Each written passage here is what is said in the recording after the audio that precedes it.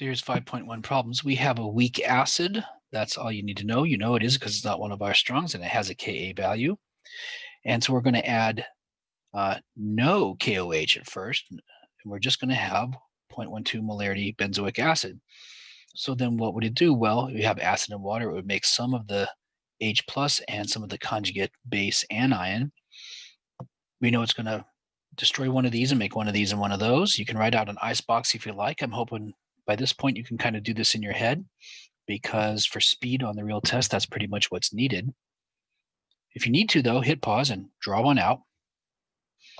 And these will be the products, and this will be the reactant. We'll take the original molarity and lose the unknown X amount, but Ka is still small enough compared to the molarities involved that we can cross out minus X. It won't change the 0.120 enough to matter. Solve for X, and X is the H plus, remember? So we can take negative log of that and get pH. So if we add a certain amount of KOH, then we need to find the moles of each. You cannot do it in molarity. You must do it in moles. Liters times molarity is moles. Now, if they're going to work with something 1,000 times smaller than liters, this is milliliters, then they're going to get 1,000 times smaller than moles is the answer. And this is millimoles, or this is 0.012 moles. So you can do it either way. This one gives us something that looks like an integer. If you want to use millimoles, that's fine. So 3 of this would use up 12 of that because one of these reacts with one of those. You can write out the equation if you like, but I hope it's kind of obvious now that one of these will grab that H, the acidic H, and create the basic anion and water. So 3 of these will rip up 3 of those and create 3 of that. And maybe you can do that without an icebox, but here's an example. So we'll end up with 9 of this and 3 of that. So this value is 3, this value is 9 in our Henderson-Hasselbalch equation. You could just do this in a Ka version 2. And the reason we can use milliliters here is because we're using millimoles, because you can multiply or divide a fraction up and down as long as you do the same to both the numerator and the denominator, because it's a ratio. So if you're going to multiply or divide both by the same amount, you get the same ratio. So this again is millimoles, and this is milliliters. So you could use moles per liter, of course, but then you would get the same answer. You'd still get this canceling out, and this would still be 1/3. So log of 1/3 plus negative log of that, and you get the pH is 3.71. In this case, we're going to use double the amount of the KOH. It's still the same molarity. We're going to use double the amount, which means instead of 3 millimoles, we're going to use 6 millimoles, and 6 of this will burn up 6 of that. Now we have none of this left again, but 6 of this and 6 of that. We have our standard buffer amounts. We have the half equivalence point.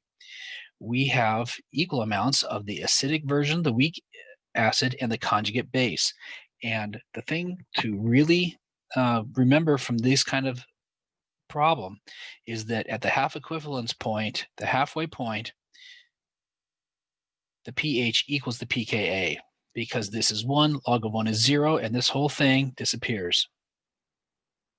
I even had made a little note here. Log of 1 is 0 because what we're saying here is 10 to the what power will get you 1. These are the same questions. What's in the box? 0. So log of 1 is 0.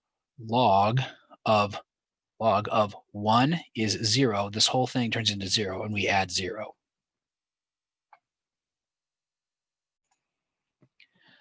For D, we add 60 milliliters, which is double what we said last time. So instead of 6 millimoles of OH minus, we have 12 millimoles, which means that the OH minus uses up all the weak acid. So we have none of this left. We have converted all the weak acid into the conjugate base. Here's the anion. And so now we have 12 millimoles of this. Remember, this is gone. Let's disregard it at this point. It's gone, gone, gone, and it can't react anymore. So now, once that happens, what we have is this in water. Well, let's write out the reaction. What would happen with this in water? we would have this in water, and it's a base. It would pull some H's off the water, creating the acid version, and then creating OH minus. So we can make an icebox for that. And with just some very simple math here, we know that our molarity is that. Remember, we can use millimoles over milliliters if we want, because we've divided both the top and the bottom by the same amount. So the ratio is true. It might look a little odd, but it is mathematically true. Or you could do 0.012 over 0.160 liters, it's the same thing. So here's our icebox. Our K will be true once we hit equilibrium. Once these values are true, K will be true. But now we have the base version. We have the base version of this acid in water. So I have to find Kb, which I will do by taking Kw over Ka. And that will be equal to products over reactants to the power of the number in front. This is very small. This minus x will not matter at all. I solve for x, but what is x? X is OH minus. So negative log of that answer will give me POH, and 14 minus that will give me pH. On E, we're going to stop having the base be the limiting reactant, although the last problem had them both run out at the same time. And we're going to have the acid be the limiting reactant. So instead, this is going to be the greatest amount of moles, millimoles. And so this is going to run out, and we're going to have some OH minus left over. Now all these convert into that, so we have both of these. However, this we demonstrated has a Kb that is in the 10 to the minus 10 range and is just worthless compared to this. Let's ignore this as immaterial to calculating the pH. So if we forget that, look, we have a millimoles in a certain milliliters of solution, and then we can get a molarity. Negative log of that answer is that, and pH is that. Now, if we sketch our previous 5 answers now, we get dot, dot, dot, dot. This was the half equivalence point, right? If this must be the equivalence point, because this is where the pH hits effectively 7, right? So 60 milliliters, and we look, they both ran out together. That was the equivalence point at 60 milliliters of base used. So this must be the half equivalence point at 30 milliliters used. Now, I don't think the real test asks you to sketch it anymore, but it is very good to learn to do that. Plus, as a preparation for a college class, I would greatly recommend that you take a good look at this, and of course it's going to come up with more later, but sketching this with a straight line is not what happens. These things flow in curves because it's a real life progression, right? And also, though, it is tempting then to just say, oh, it does this, and look, I curved it, and that's just not what happens. So please recognize that it gets really close and takes a vertical. I don't think anybody's going to argue with exactly where it curves and exactly how vertical it gets, but my penciled line here, like something like that, is definitely wrong. And number 2, we're going to turn things around and titrate a base with an acid, except again, like previously in part A, nothing has been added, no acid has been added. I'll point out that this is a base because we have N, and it has 3 covalent bonds. It has 1 and then H and then H, so to speak. So it has 1 unbonded pair that it could donate as a bonding pair to an H plus coming in. And that is something that in general you're expected to recognize. It won't come up in this problem, but in general, there could be a problem where they expect you to know that that is a bonding site for another H plus, or at least something else. So this is a base. It has, again, a valence pair unbonded here on the end because it only has 3 covalent bonds and it has room for a 4th. And so it's going to grab one of the H's off the water, which is why we get OH minus here, and then we get H3 here instead of 2, and it's positive now because it grabbed an H plus. So you can write out an icebox if you like, but I'm hoping you can kind of do it in your head. Some of this is going to get destroyed, also making equal amounts of this and this that equal to the amount that got destroyed. So we get X and X. And here's our K expression. We got the K from up here, double checking, it is a KB. This is a base expression, so that does work. We're going to be able to cross this out because this KB is much smaller than that molarity involved. We solve for OH minus. Negative log of that number is POH, and 14 minus that answer is pH. So we're going to add some acids. So we got to find out the moles, and we can take milliliters times molarity if we're willing to acknowledge and write down that this is millimoles. Keep track that that's millimoles though. So we have our starting millimoles and millimoles. Half of this is going to burn up half of that.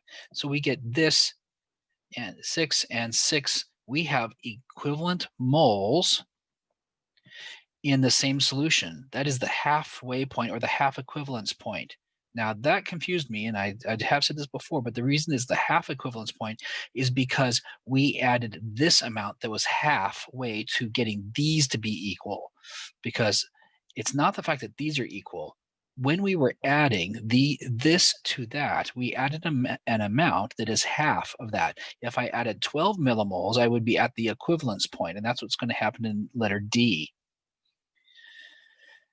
So I added half the amount that would be equivalent, and that's why it's the half equivalence point or the halfway point. So here, the problem solvers do something a little bit tricky. I'm going to show you another way we could do it too. They use the reverse version of the Henderson-Hasselbalch equation, where you don't have pH, you have POH.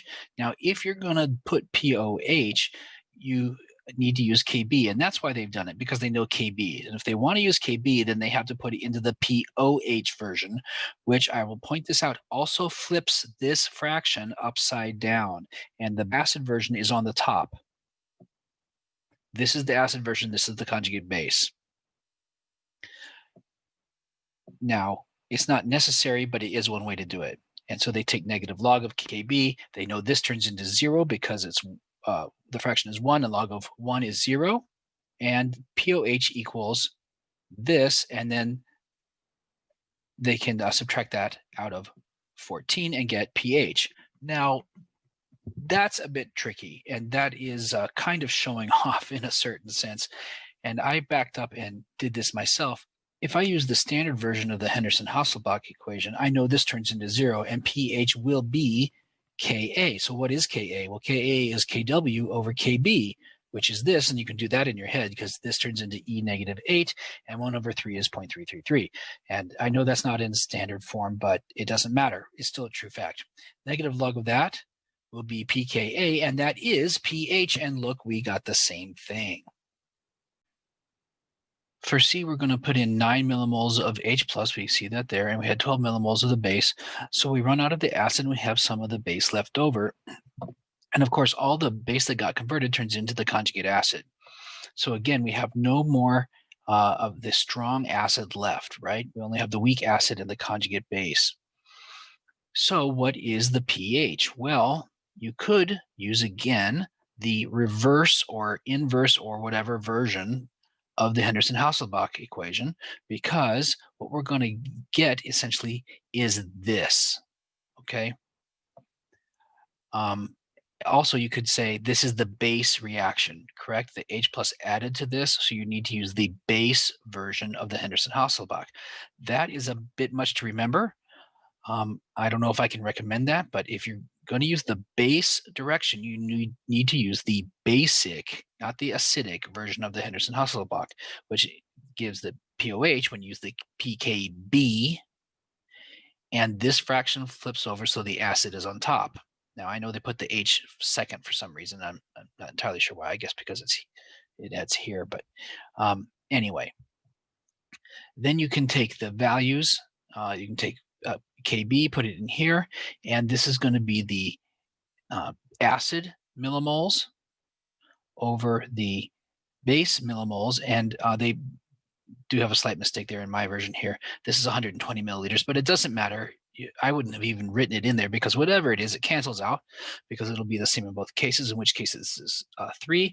Log of 3 plus this gives you 6, but that is POH, remember, and you subtract out of 14 to get 8.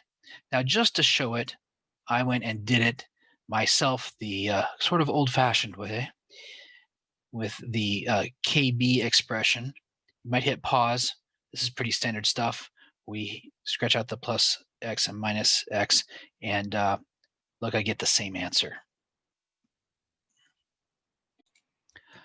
On D, we're going to add exactly the same millimoles of strong acid as we have of the base. So the millimoles are equal, 12 millimoles. So they chew each other up exactly. There's none of this left over, and all of the base converts into the conjugate acid. So at this point, this is all gone, and all we have is the acidic version, the weak acid in water, the weak acid in water. So this is the reaction that will start to happen. The acid will start to donate to water, and here's my hydronium ion that is created. So what I can do then is set up an icebox and use the Ka. So here's my original molarity for this reaction, not for that, but for this reaction. And you do need to take the millimoles over the milliliters. Don't forget to make this molarity because nothing's going to cancel out. You really do need to make it molarity and not just moles. And then, of course, some of this gets destroyed, creating an equal number here. And this is our equilibrium line. Generate the Ka by dividing Kb into Kw. And of course, it's products over reactants to the power of the number in front. Ka is quite small compared to the molarities involved, so we can do that. X solves as this. X is, remember, the hydronium ion or the H+. And then we can do negative log of that and get the pH. On E, we're going to put in so much strong acid that we chew up all the weak base, and we have the strong base left, some of it, and of course we converted a lot of that base to the weak acid. Now the weak acid, we just saw the Ka is pretty small, and for the purposes of finding pH in the presence of a strong acid, this is immaterial. So we're not going to use a Ka expression or anything. This is just going to be our determiner of the pH. So what is the molarity of that? Well, it's millimoles per milliliters, or you could do moles per liters, but it's all the same thing. And frankly, the other way is just kind of a waste of time at this point. And we get the molarity. And of course, the negative log of that answer will be pH. And so on our graph, we can sketch in all 5 data points we have here. And remember that this is not going to be a straight line. It's going to curve in there and flatten out, and then it's going to go through quite a steep trajectory through the equivalence point and then flatten back out. Here we have the 2007 problem, and we have a reaction given and a Ka. So write the equilibrium constant expression. They're asking for the K expression, but they're probably going to say it this way, so let's get used to that phrasing, the equilibrium constant expression. And so, of course, it's products over reactants, the power of the number in front, skipping water because that's a liquid and does not have a molarity in water. All these are to the first power. You can put to the first power if you like, but of course it's automatically implied. Calculate the molar concentration of H3O+. So rewrite the expression, the reaction probably here. We know our starting molarity here is 0.40. Some of this is going to get destroyed. Some of this is going to get created in equal amounts. So here's our equilibrium amounts. Put these in. Now, this is 3 decimals or more smaller than the molarities involved. So I'm going to be able to do that. Multiply over, square root, I get this, and we have the hydronium molarity. In part C, we start adding a strong base to it. So we have OH minus added in. We can effectively ignore the sodium for the purposes of finding pH and so forth. So this is going to chew up some of that and create some of this and this. So how much? Well, we have to find the moles and not the molarity. You have to find the moles because these are not present in equal amounts. Liters times molarity gives moles. Put these in as our starting amounts. Now, these are going to chew each other up. This one, of course, is going to disappear completely because it's the smaller amount and will be the limiting reactant. So we'll subtract this out of there and get 0.004 moles left over. This is all going to disappear. And of course, this converts into this. We get an equal amount of that. So what is the question? The number of moles of HF? Well, that's that. So on E, calculate the pH. Now what we have is a buffer because we have a weak acid and the conjugate base. I know that sort of looks like maybe it should be a strong acid because that F is a halogen, but it's not. And so what we're going to need is the molarities of these. So we take your moles, divide by the liters, except of course this is going to cancel out. So you don't even have to know what it is. You know it's going to cancel out. And you're going to get the same answer because this is a ratio here. Here's the Ka. We're going to take the negative log of that to get pKa. So divide, take log, take negative log, and add the two answers together. We get 3.32, and that will be pH. Or just to say this, you can sort of do it the longer way. And here's my molarity of my HF. Once you actually do this math, right? Of course, some of this gets destroyed converting over. But remember, we've also got this pre-dosed with F minus, because we're going to also take the F minus molarity here. So some of this gets destroyed, converting it into this and this. So we have this is our equilibrium amounts, products over reactants to the power of the number in front. This still is in the range of 3 decimals smaller, so we can do this. We solve for x, and x is H plus negative log of that will give us pH, and look, we got the same answer.